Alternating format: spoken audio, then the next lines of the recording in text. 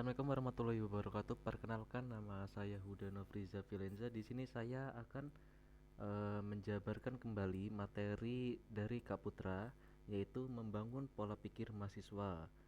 Fungsinya itu untuk pembekalan mahasiswa baru tentang pentingnya berorganisasi. Yang pertama itu ada pengalaman dan riwayat organisasi dari Kak Putra itu sendiri.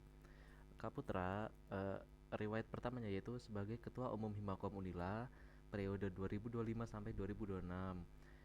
Riwayat yang kedua yaitu anggota bidang kaderisasi Himakom 2000 periode 2024 sampai 2025. Yang ketiga yaitu staf ahli komisi advokasi DPM UI, DPMU, KBM Unila periode 2024 sampai 2025. Yang keempat ada anggota bidang Kominfo Forma PMPAP FMIPA periode 2024 sampai 2025.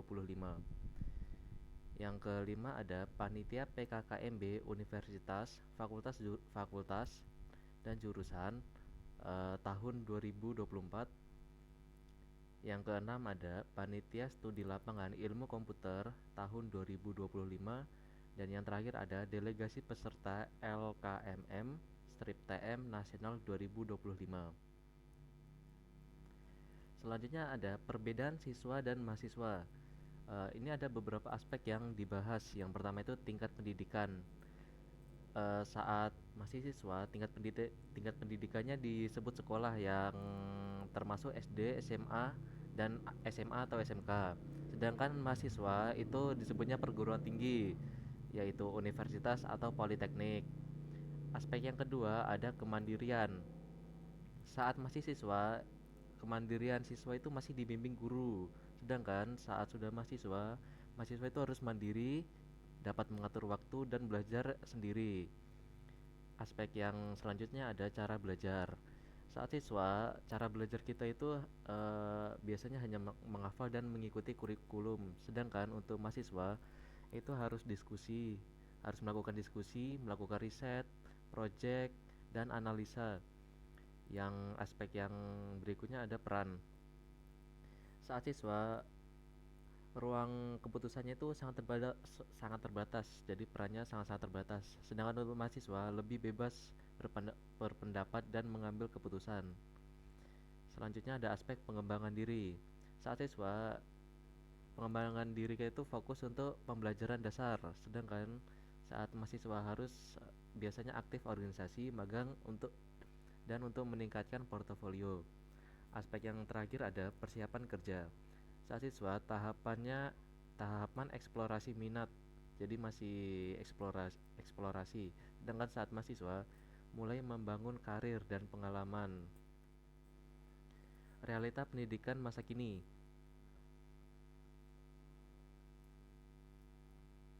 Realita pendidikan masa kini itu ada beberapa aspek. Yang pertama itu ada ironi pengangguran. Data BPS 2025 menunjukkan bahwa lulusan S1 justru menjadi penyumbang pengangguran tertinggi, yaitu 6,23%. Bahkan ada sebanyak 452.000 lulusan S1, S2, dan S3 yang tidak bekerja. Selanjutnya itu ada disrupsi AI. Lulusan ilmu komputer yang seharusnya menjadi garda terdepan teknologi dilaporkan sulit untuk mendapatkan pekerjaan pertama karena impas AI. Yang berikutnya ada gagal sesuai jurusan. 80% mahasiswa bekerja tidak sesuai jurusan.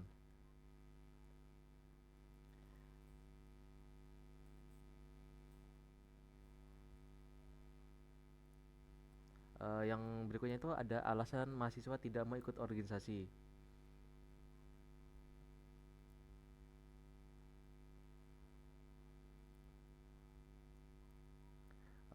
Banyak banyak dari kita yang merasa enggan atau tidak mau tidak mau mengikuti organisasi. Ada beberapa aspeknya. Yang pertama itu merasa tidak punya waktu dan takut mengganggu akademik. Biasanya organisasi melatih kita manajemen waktu yang lebih baik, jadi organisasi itu juga baik.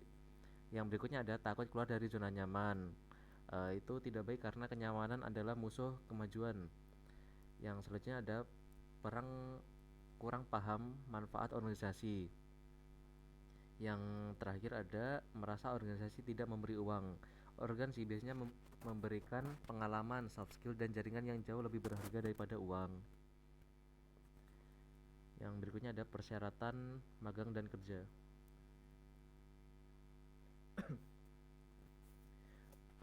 Persyaratan magang dan kerja di instansi besar biasanya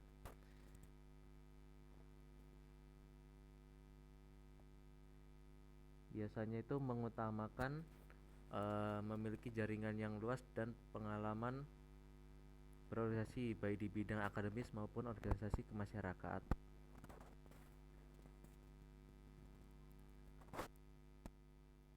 Itu saja dari saya juga masih kurang paham. Wassalamualaikum warahmatullahi wabarakatuh.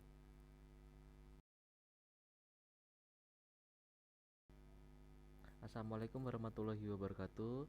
Perkenalkan, nama saya Huda Nafriza Violenza, NPM 2517052050, kelas SIB. Di sini saya akan menjabarkan kembali materi presentasi dari materi teknik sidang. Yang pertama itu apa itu sidang? Sidang adalah forum resmi organisasi yang digunakan untuk membahas, mengkaji, dan memutuskan suatu agenda berdasarkan aturan yang telah ditetapkan.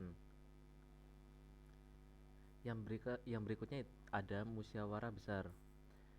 Mubes atau musyawarah besar adalah forum pengambilan keputusan tertinggi dalam organisasi. Hierarki dari mubes atau musyawarah besar ini mengindikasikan bahwa setiap keputusan yang diambil dalam mubes memiliki legitimasi tertinggi dan mengikat seluruh elemen organisasi. Yang berikutnya itu ada alur persidangan. Dari alur persidangan ini ada beberapa alurnya. Yang pertama itu dari pengesahan tata tertib sidang, kemudian ada pemilihan pimpinan sidang, kemudian ada evaluasi kinerja kepengurusan, keempat ada sidang komisi, kelima ada sidang pleno, dan yang terakhir ada pemilihan ketua dan wakil ketua. Apa sih perbedaan sidang komisi dan sidang pleno? Meskipun hanya ditampilkan sebagai judul, perbedaan fungsi di antara keduanya itu sangat-sangat penting. Yang pertama itu ada sidang pleno. Sidang pleno merupakan forum yang dihadiri oleh seluruh peserta sidang, berfungsi sebagai forum tertinggi untuk pengesahan, misalnya pengesahan tata tertib, hasil komisi, dan keputusan akhir. Yang kedua ada sidang komisi. Sidang komisi bertujuan untuk pembahasan mendalam atas materi-materi spesifik. Sidang ini efisien karena memecah peserta menjadi kelompok kecil. Materi yang dibahas di sidang komisi adalah materi substantif organisasi seperti GBHPKO, garis besar huluan program kerja organisasi, ADART, anggaran dasar, anggaran rumah tangga, dan Juklak Juknis, petunjuk pelaksanaan atau petunjuk teknis.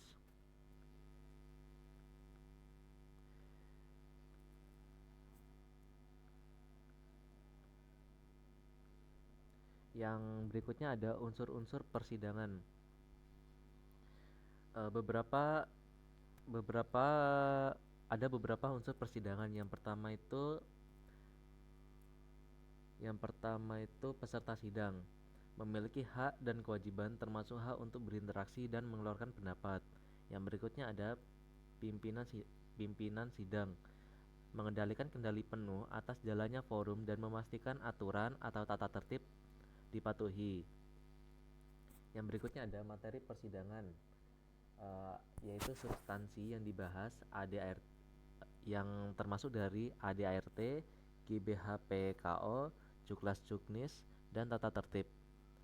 Yang berikutnya ada ruang sidang dan perlengkapan sidang. Yang berikutnya ada hak dan kewajiban peserta sidang.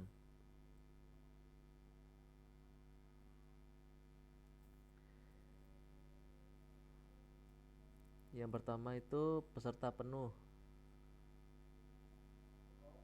yang terdiri dari pengurus atau organisasi dalam suatu da pengurus atau anggota dalam suatu organisasi.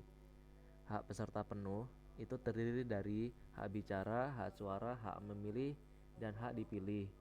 Yang B ada peserta peninjau, yaitu orang-orang yang diundang seperti alumni dan BP.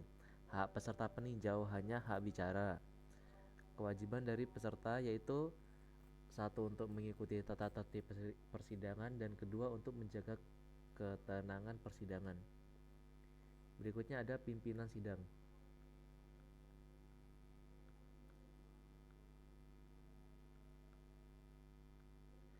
Pimpinan sidang itu terdiri dari tiga. Yang pertama itu pimpinan sidang pertama bertujuan untuk memimpin penuh jalannya persidangan. Pimpinan sidang kedua membantu pimpinan sidang pertama dalam mencatat interupsi, dan pimpinan sidang ketiga sebagai notulen hasil dari persidangan. Berikutnya ada istilah dalam persidangan. Pertama itu ada interupsi, yaitu hak peserta sidang untuk menghentikan sementara alur pembicaraan demi memperbaiki jalannya forum. Berikutnya ada pending, memberhentikan sidang sementara waktu untuk tujuan tertentu. Berikutnya ada lobbying, metode penyelesaian ketika forum mengalami kebuntuan. Keempat ada voting, digunakan jika musyawarah mufakat tidak mencapai kesepakatan. Dan yang terakhir ada scourging, yaitu penundaan persidangan untuk sementara waktu. Sekian itu saja penjelasan dari saya. Wassalamualaikum warahmatullahi wabarakatuh.